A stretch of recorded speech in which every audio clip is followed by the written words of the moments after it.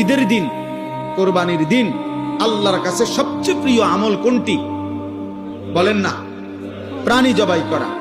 দ্বিতীয় হলো এই প্রাণীটা কিয়ামতের দিন পুরাটা নেকি হিসাবে আসবে। 3 নাম্বার, এই প্রাণীর রক্ত জমিনে পৌঁছবার আগেই কার কাছে পৌঁছে? আল্লাহর আরশে পৌঁছে, আল্লাহ পাকের কাছে পৌঁছে। তাহলে কুরবানির মাধ্যমে এত দ্রুত গতিতে, এত শর্ট টাইমে বান্দা আল্লাহর কুরব, নৈকট্য হাসিল করে। এই জন্য এটারে কুরবান, এই জন্য এটারে কি বলে? কুরবান। এই জন্য নবী সাল্লাল্লাহু আলাইহি সাল্লাম বলেন, ফাতিবু বিহা নাফসান, এই হাদিসের শেষ শব্দে, অতএব তোমরা খুশি খুশি দিলে কোরবানি কর। কি দিলে? খুশি খুশি। আরো 5,000 টাকা বাড়ায় নাও, আরো 10,000 টাকা বাড়ায় নাও, হ্যাঁ আরো 2,000 টাকা বেশি দাও, যেমনি সুন্দর হয়, যেমনি সুন্দর হয়, খুশি খুশি দিলে।